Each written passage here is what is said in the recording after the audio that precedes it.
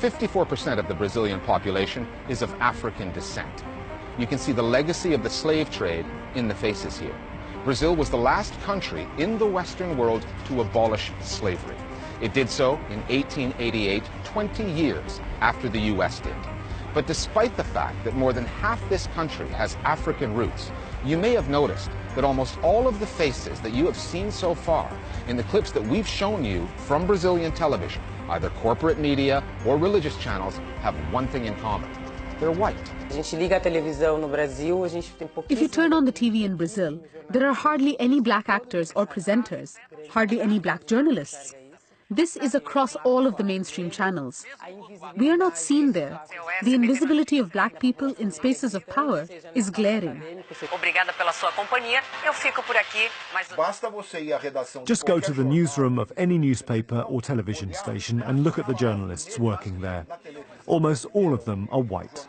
So the coverage of black people on television or in the Brazilian news must go through the hands and the work of the white journalist. This kind of television reinforces stereotypes all the time. It reinforces the myth of racial democracy and that everyone has rights and equality and everything is okay. So when certain issues are covered, for example, when we try to raise the issue of black genocide, that every 23 minutes a young black person is murdered in Brazil, how does it end up being portrayed?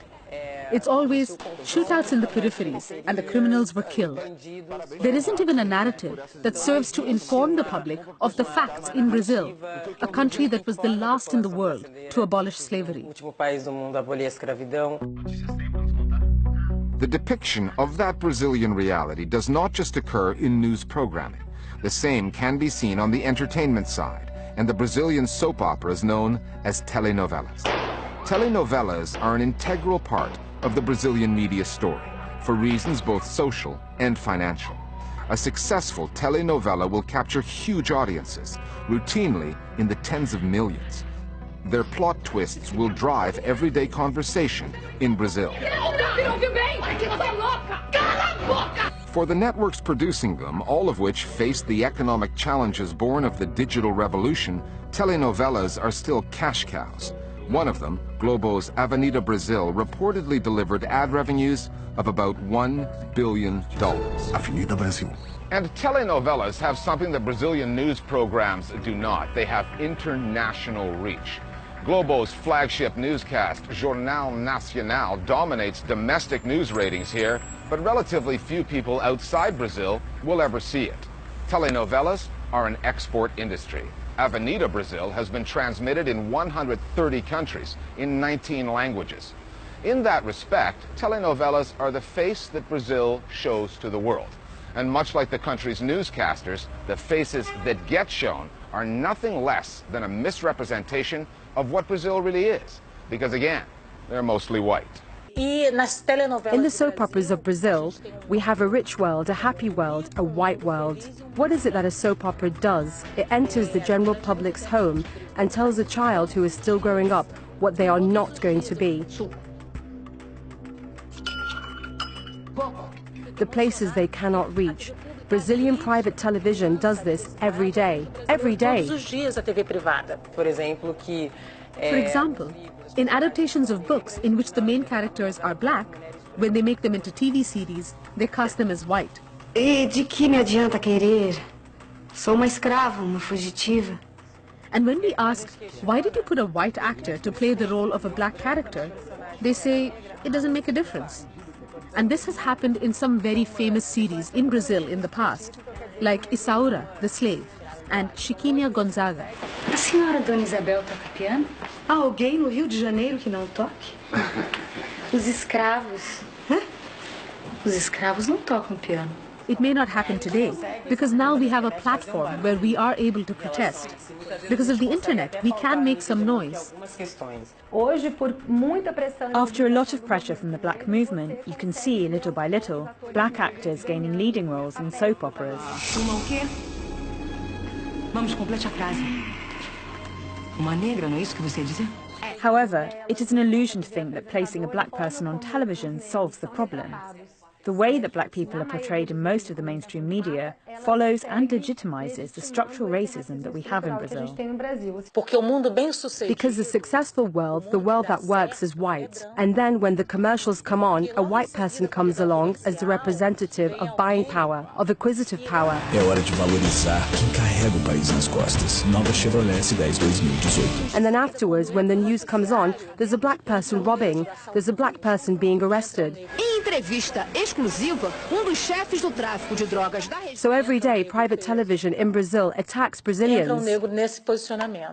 Finally, back to Globo and the story of the Brazilian TV beauty queen, Nayara Justino.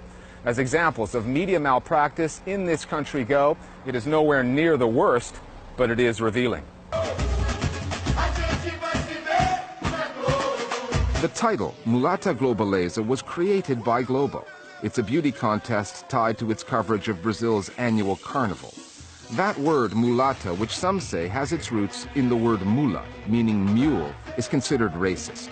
A word loaded with colonial connotations, chosen by Globo for a beauty contest ostensibly held to celebrate racial integration. Viewers get to vote for the Globaleza, and 2014 marked a first. The winner, Nayara Justino, was dark-skinned and unmistakably black. A Globeleza 2014 é Nayara. Not everyone approved. Online trolls called Justino a monkey, a darky. A few months later, Globo had Justino replaced. It set the results of the vote aside and simply picked another woman. Globo insisted that its decision had nothing to do with skin color, that the choice came down to artistic fitness for the role. It said artistic merit prevails. The woman Globo picked to replace Justino had African roots as well, but her skin tone is much lighter. And, as one of the country's relatively few newsreaders of African descent will tell you, in the Brazilian media, racial integration has its limits. I'm a black woman, but I have a skin tone that is a little lighter. And I can say that I am privileged in this, because the darker your skin is, the more you have to suffer in Brazil. There was an official whitening policy in Brazil. The initiative that brought European immigrants here after the abolition of slavery was not accidental. It was done in order to whiten the population, because they believe that within 200 years there would be no more blacks in Brazil. But we're still here, in this country, which still denies its African origins and which runs on the idea that the whiter, the better. In a way, the story of that beauty queen typifies the way Globo sees Brazil. Back in 1964, the network supported a military coup that brought down a government Brazilians had voted for. 2 years ago, Globo called its viewers onto the streets to help depose another democratically elected government. Globo is not even above overturning a public vote for a beauty queen if the choice of the people fails to align with the network's idea of who should represent Brazil.